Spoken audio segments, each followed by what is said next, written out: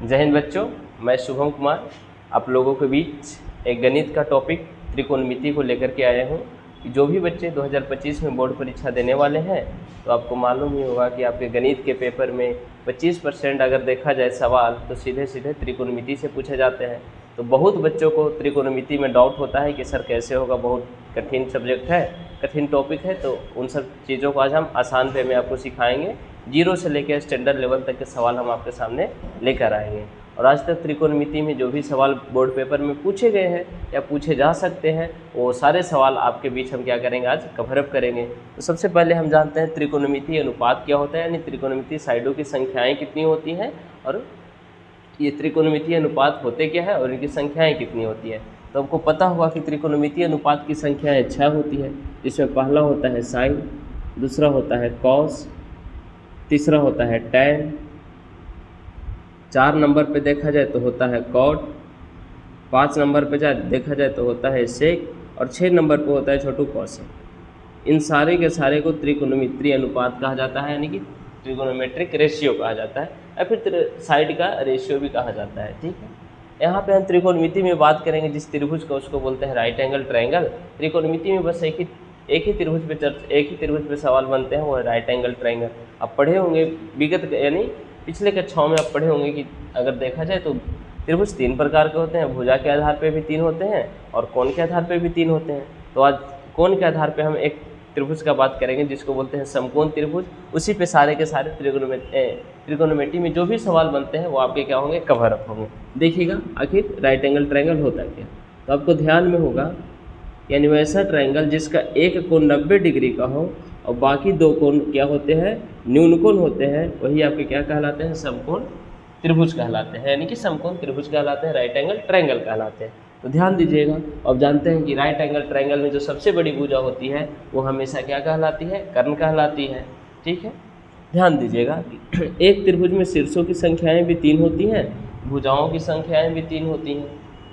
तो जिस शीर्ष पे अगर सपोज कीजिए कि शीर्ष सी पे थीटा डिग्री का कोण बन रहा है तो थीटा के सामने वाली भुजा हमेशा क्या कहलाती है, लंब कहलाती है, जिसको इंग्लिश में परपेंडिकुलर बोलते हैं और इसे पी द्वारा क्या किया जाता है, डिनोट किया जाता है। और समकोण के सामने वाली जो भुजा होती है हमेशा क्या कहलाती है, कर्ण कहलाती है, जिसको इंग्लिश में हाइपोटेनस बोलते हैं, उसे एच से डिनोट करते हैं। और जिस भुजा पे थीटा कोण बनता है वो आपका हमेशा क्या कहलाता है, आधार कहलाता है, इंग्लिश में उसको बेस बोलते हैं, जिसको बी से क्या किया जाता है, डिनोट किया जाता है। और आपको पता होगा कि राइट एंगल ट्रायंगल में सबसे बड़ी भुजा ही क्या कहलाती है, कर्ण कहलाती है, और अन्य 2 बाकी भुजाएं कहीं कहीं लंब कहलाती है, तो किसी कहीं कहीं पे आधार होती है। आइए देखते हैं। अभी देखा जाए तो थीटा के सामने हमेशा लंब होता है और जिस भुजा पे थीटा डिग्री का कोण बनता है वो आपका क्या कहलाता है, आधार कहलाता है। अगर एग्जामिनर देखा जाए तो आपसे सवाल पूछ सकता है तो थोड़ा सा फिगर को घुमाएगा, तो आपको अकबकाना नहीं है। देखिए हम आपको समझाते हैं, ध्यान दीजिएगा। अगर फिगर इस टाइप से पूछा जाए छोटू, ये भी क्या है, एक राइट एंगल ट्रायंगल है। राइट एंगल ट्रायंगल क्यों है, क्योंकि इसका एक भुजा क्या है, जिसका नाम पी है, क्यू है, आर है। यहाँ पे कोण क्यू है वो क्या है, समकोण है, 90 डिग्री का कोण बनाता है। सपोज कीजिए इस शीर्ष पी पे थीटा डिग्री का कोण बन रहा है, तो बताइए इस दिए गए आकृति में कौन सी भुजा लंब होगी, कौन सी भुजा आधार होगा और कौन सा भुजा क्या होगा, कर्ण होगा। तो आपको पता होगा कि सर आप अभी बताए थे कि थीटा के सामने जो भी भुजा होती है हमेशा क्या होता है, लंब होता है, जिसको इंग्लिश में परपेंडिकुलर कहते हैं, उसे पी से डिनोट करते हैं। और समकोण के सामने सर जो भुजा होती है वो आपका क्या होता है, कर्ण होता है, इसको इंग्लिश में हाइपोटेनस कहते हैं, उसे एच से डिनोट किया जाता है। और जिस भुजा पे थीटा कोण बनता है वो आपका क्या कहलाता है, आधार कहलाता है, उसको हम बी से क्या करते हैं, डिनोट करते हैं। यहाँ तक में अगर कोई परेशानी हो तो बताइए, फिर हम धीरे धीरे आगे की ओर बढ़ते हैं छोटे। यहाँ तक समझ गए होंगे। चलिए एक सवाल हम आपसे और पूछते हैं, चलिए देखिएगा।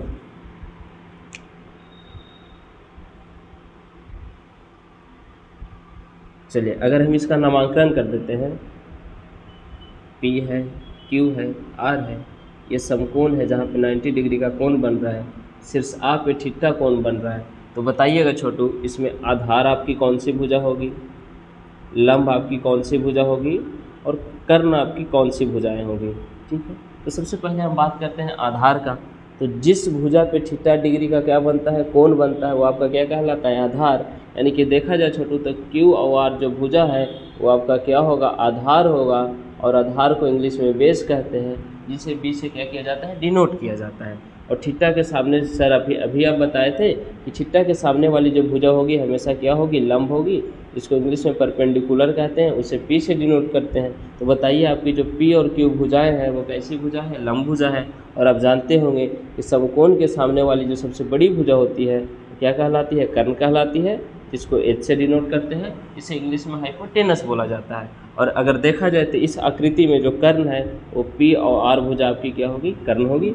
इन्हीं तीन भुजाओं पे जितने भी त्रिकोणमितिक अनुपात थे, ट्रिग्नोमेट्री रेशियो थे, क्या क्या फॉर्मूले बनते हैं वो चीज़ हम क्या करेंगे, सीखेंगे। देखिएगा आगे देखते हैं उसको। चलिए छोटे चलिए ये फिगर हम आपको रखने देते हैं ताकि लंब पहचानने में आपका क्या होगा, थोड़ा सा सहूलियत होगा, आसान। धन्यवाद।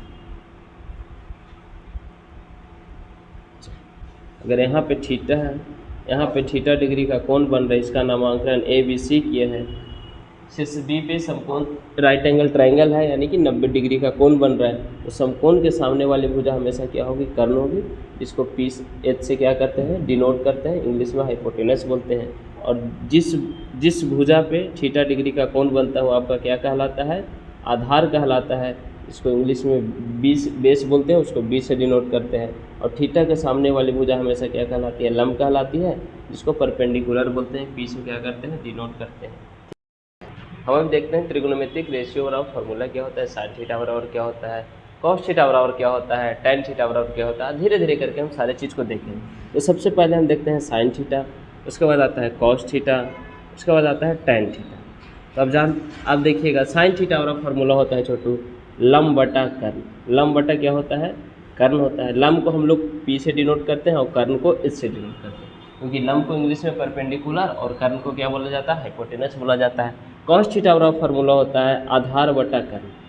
कॉस थीटा बराबर फार्मूला क्या होता है, आधार बटा कर्ण, जिसको आधार को बेस बोला जाता है और कर्ण को हाइपोटेनस बोला जाता है। इसलिए कॉस थीटा बराबर फार्मूला होगा b/h। अगर टेन थीटा की बात किया जाए तो टेन थीटा बराबर होता है लंब बटा आधार। लंब को हम लोग परपेंडिकुलर बोलते हैं और आधार को हम लोग क्या बोलते हैं, बेस बोलते हैं। अब बाकी ये तीन होंगे, तीन इसके क्या होते हैं, रिवर्सिबल होते हैं। कौन कौन होते हैं आइए देखते हैं। देखिएगा साइन का उल्टा होता है कॉसेक। साइन का उल्टा देखा जाए तो क्या होता है, कॉसेक थीटा होता है। तो बताइए साइन थीटा बराबर क्या हो जाएगा, लंब बटा कर्ण। अगर इसका हम उल्टा अपोजिट कर देंगे तो कॉसेक थीटा बराबर क्या हो जाएगा, कर्ण बटा लंब। कॉसेक थीटा बराबर क्या होगा, कर्ण बटा लंब। कर्ण को इंग्लिश में हाइपोटेनस कहते हैं, लंब को क्या कहते हैं, परपेंडिकुलर कहते हैं। अगर देखा जाए कॉस, तो कॉस सेक का क्या होता है, उल्टा होता है। तो सेक थीटा बराबर हो जाएगा कर्ण बटा आधार। सेक थीटा बराबर क्या होता है, कर्ण बटा आधार। कर्ण को हम लोग हाइपोटेनस कहते हैं और आधार को क्या कहा जाता है, बेस कहा जाता है। इसीलिए सेक थीटा का फॉर्मूला होगा h/b। अगर देखा जाए तो टैन का उल्टा क्या होता है, कॉट थीटा। टैन थीटा का फार्मूला होता है लंब बटा आधार। तो कॉट थीटा का फार्मूला हो जाएगा आधार बटा लंब। आधार बटा लंब, आधार को b से डिनोट करेंगे और लंब को p से डिनोट करेंगे। क्या ये 6 फार्मूले आपके याद हो गए? अगर फिर से हम एक बार देख लेते हैं तो बताइए साइन थीटा बराबर क्या हो जाएगा, लंब बटा कर्ण होगा। अगर कॉस के बारे में बात किया जाए तो कॉस बराबर क्या होगा, आधार बटा कर्ण होगा।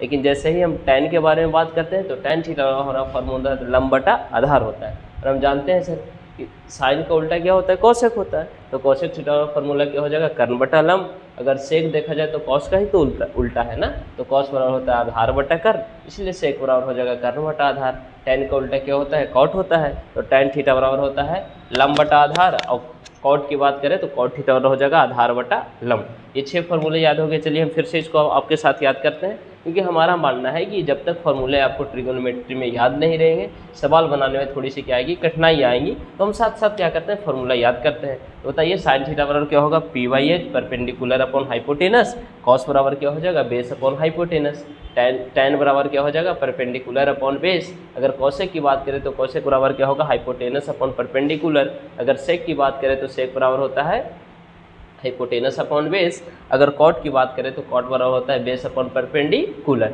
ये 6 के 6 सवाल है। इसी पे हम देखते हैं किस तरह के सवाल बनते हैं। कुछ बेसिक सवाल हम आपको क्या करेंगे, आपके सामने लेकर के आते हैं, उनको देखते हैं और फिर धीरे धीरे हम इसमें एडवांस लेवल के सवाल भी क्या करते जाएंगे, ऐड करते जाएंगे। चलिए फार्मूला याद हो गया।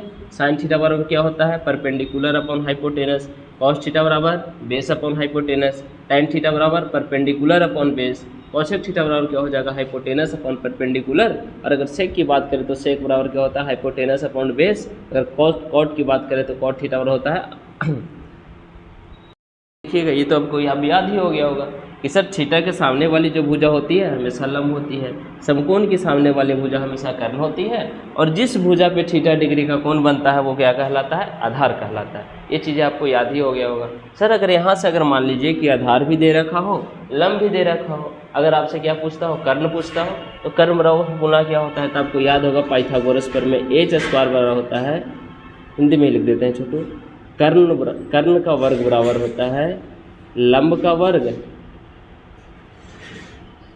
प्लस आधार का वर्ग, लंब का वर्ग प्लस आधार का वर्ग। और आपको पता होगा कि राइट एंगल ट्रायंगल में जो सबसे बड़ी भुजा होती है वो हमेशा क्या कहलाती है, कर्ण कहलाती है। अगर आपसे लंब पूछ लेगा छोटू, लंब का वर्ग, तो आप क्या कीजिएगा, कर्ण का वर्ग माइनस का आधार का वर्ग, आधार का क्या कीजिएगा, वर्ग कीजिएगा।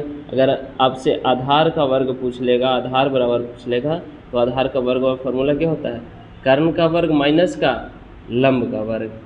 ठीक है छोटू, यहाँ तक में कोई दिक्कत, कोई समस्या, कोई परेशानी नहीं है सर। चलिए हम आगे देखते हैं। आगे देखिएगा, अभी हम आपको बता रहे थे कि अगर आपको कर्ण यानी हाइपोटेनस का वर्ग बराबर क्या होता है, परपेंडिकुलर का स्क्वायर प्लस का बेस का स्क्वायर। अगर आपको परपेंडिकुलर का स्क्वायर निकालना है तो क्या कीजिएगा, हाइपोटेनस का स्क्वायर माइनस बेस का स्क्वायर। अगर आपको बेस का स्क्वायर निकालना है तो क्या कीजिएगा, हाइपोटेनस का स्क्वायर माइनस परपेंडिकुलर का स्क्वायर। क्योंकि आप जानते होंगे कि राइट एंगल ट्रायंगल में जो सबसे बड़ी भुजा होती है वो आपकी कर्ण कहलाती है, और अन्य दो भुजाएं आधार और क्या कहलाती है, लंब कहलाती है। ठीक है, अगर हम सिर्फ और सिर्फ आपके कर्ण के बारे में बात करें, एच बराबर क्या होता है, तो रूट अंडर क्या कीजिएगा, पी का स्क्वायर प्लस पी का स्क्वायर। अगर हम आपसे लंब पूछते हैं परपेंडिकुलर, पी बराबर क्या होगा, तो हम जानते हैं कि सर जब भी घटाव होता है तो हमेशा बड़ी संख्या से छोटी संख्या में होता है। तो इसके परिप्रेक्ष्य में देखा जाए तो इसमें सबसे बड़ी भुजा क्या होती है, कर्ण होती है। तो सबसे बड़ी भुजा में से ना सबसे छोटी भुजा घटाएंगे तो परपेंडिकुलर बराबर क्या हो जाएगा, कर्ण का स्क्वायर माइनस का बेस का स्क्वायर, यानी कि हाइपोटेनस का स्क्वायर माइनस बेस का स्क्वायर। अगर आपसे बेस पूछता है तो क्या बताइएगा, हाइपोटेनस का स्क्वायर माइनस का परपेंडिकुलर का स्क्वायर। क्या ये फॉर्मूले आपको ध्यान में हो गए, हो गए? चलिए, अगर हो गए नहीं हुए तो फिर भी हम आपको बताते हैं। अगर आपको निकालना है छोटू कर्ण निकालना हो, हाइपोटेनस निकालना हो, तो क्या कीजिएगा, रूट अंडर परपेंडिकुलर का स्क्वायर प्लस का बेस का स्क्वायर। अगर आपको परपेंडिकुलर निकालना है तो क्या कीजिएगा, रूट अंडर हाइपोटेनस के स्क्वायर में से बेस का स्क्वायर क्या कर दीजिएगा, माइनस कर दीजिएगा, आपका परपेंडिकुलर आ जाएगा। अगर आपको बेस निकालना है तो क्या कीजिएगा, रूट अंडर हाइपोटेनस का स्क्वायर में से परपेंडिकुलर का स्क्वायर को माइनस कर दीजिएगा, तो आपको क्या निकल जाएगा, बेस मिल जाएगा। यहाँ तक में कोई समस्या, अगर यहाँ तक में कोई दिक्कत नहीं है तो फिर हम इसको आगे बढ़ते हैं। चलिए, अब हम जानेंगे वो ट्रिगोनोमेट्रिक रेशियो के फॉर्मूले के बारे में जानेंगे। तो सबसे पहले होता है साइन थीटा।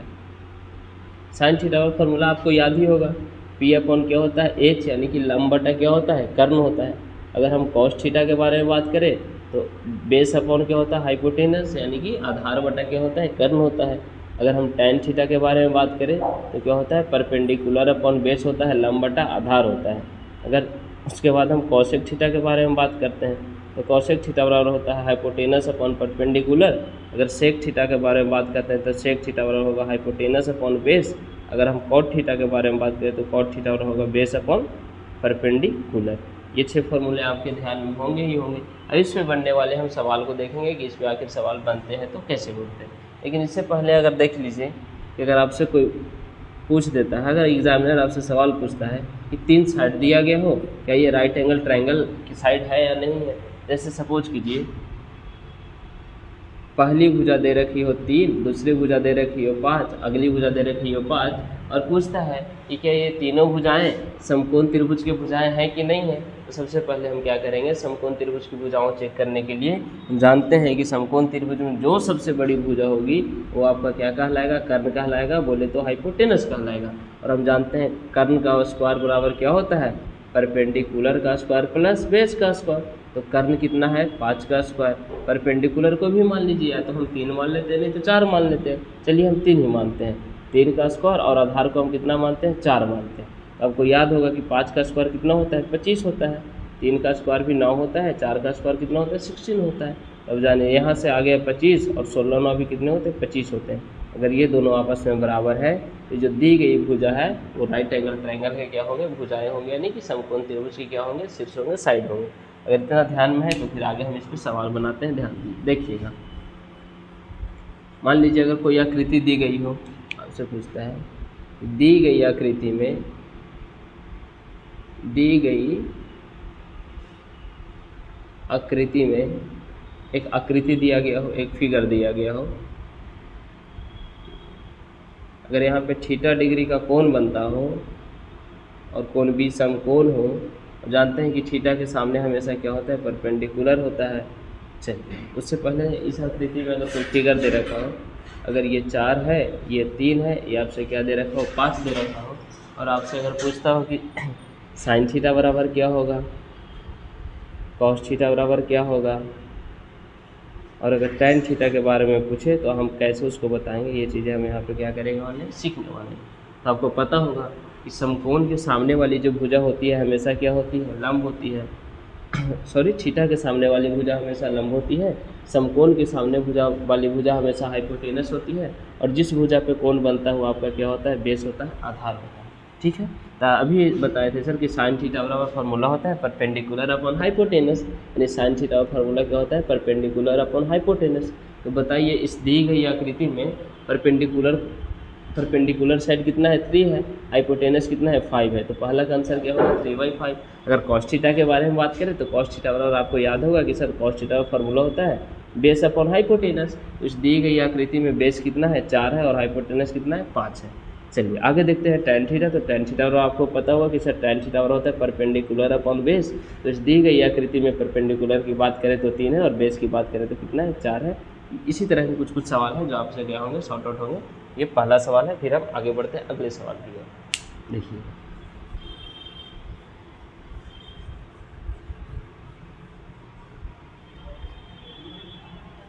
आपसे पूछता है यदि कॉस थीटा बराबर 8/10 हो, तो यदि पूछा है यदि कॉस थीटा बराबर 8/10 हो तो पहला आपसे पूछता है टैन थीटा बराबर क्या होगा। अगला सवाल पूछता है साइन थीटा बराबर क्या होगा। आगे आपसे पूछ लेगा कॉसेक थीटा बराबर क्या होगा। आगे आपसे पूछता है साइन हो गया, टैन हो गए, कॉसेक हो गए। आगे आपसे पूछता है सेक थीटा बराबर बताइए। हम सबसे पहले लिखेंगे दिया गया है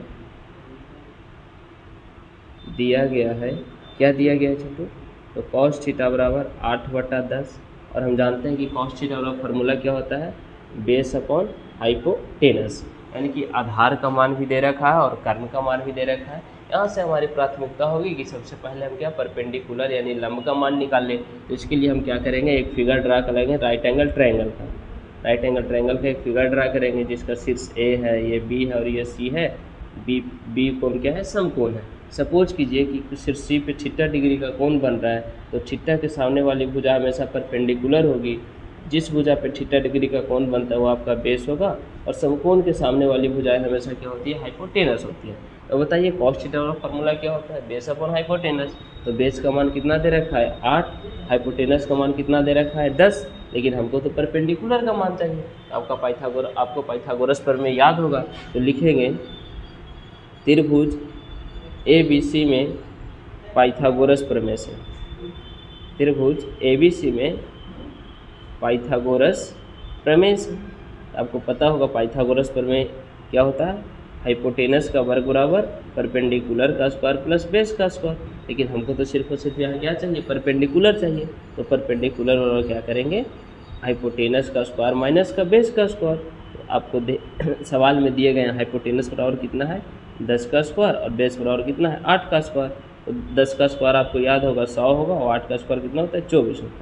तो 100 में से 64 घटाएंगे तो कितना बचेगा, 36। 36 कितने का स्क्वायर होता है, 6 का स्क्वायर होता है। आपको परपेंडिकुलर भी निकल गया। ये हमें तीन ही चीज़ से मतलब होती है, हाइपोटेनस, बेस और परपेंडिकुलर। तो आपको पता होगा टैन थीटा का फार्मूला क्या होता है, परपेंडिकुलर अपॉन बेस। देखिए इस आकृति में परपेंडिकुलर कितना निकल गया, 6, और बेस कितना है, 8 है जी। आगे देखते हैं साइन थीटा का फार्मूला क्या होता है, परपेंडिकुलर अपॉन क्या होता है, हाइपोटेनस। तो इस दी गई आकृति में परपेंडिकुलर 6 है और हाइपोटेनस कितना है 10 है। आगे बात करते हैं कॉसेक थीटा। तो कॉसेक किसका उल्टा होता है, साइन का होता है। तो कॉसेक थीटा बराबर क्या हो जाएगा, हाइपोटेनस अपॉन परपेंडिकुलर। तो हाइपोटेनस का मान कितना आया है 10 और परपेंडिकुलर का मान कितना है 6 आया है। आपको पता होगा कि सर सेक है ना वो कॉस का उल्टा होता है, और कॉस थीटा बराबर फार्मूला यहाँ देखिए हम आपको बताए थे, बेस अपॉन क्या होता है हाइपोटेनस। तो देखिए सेक बराबर क्या हो जाएगा, हाइपोटेनस अपॉन बेस। तो इस दी गई आकृति में हाइपोटेनस कितना है 10 है और बेस कितना है 8 है। आज तक हम इतना ही रहने देते हैं आज के लिए, फिर जो कल आएंगे तो इसे आगे एडवांस लेवल की और सवाल की ओर हम लोग क्या करेंगे, बढ़ेंगे। अगर आपको पसंद आता हो तो आप अपनी प्रतिक्रिया या तो लाइक के माध्यम से, नहीं तो कमेंट के माध्यम से हम तक क्या कर सकते हैं, पहुँचा सकते हैं। धन्यवाद।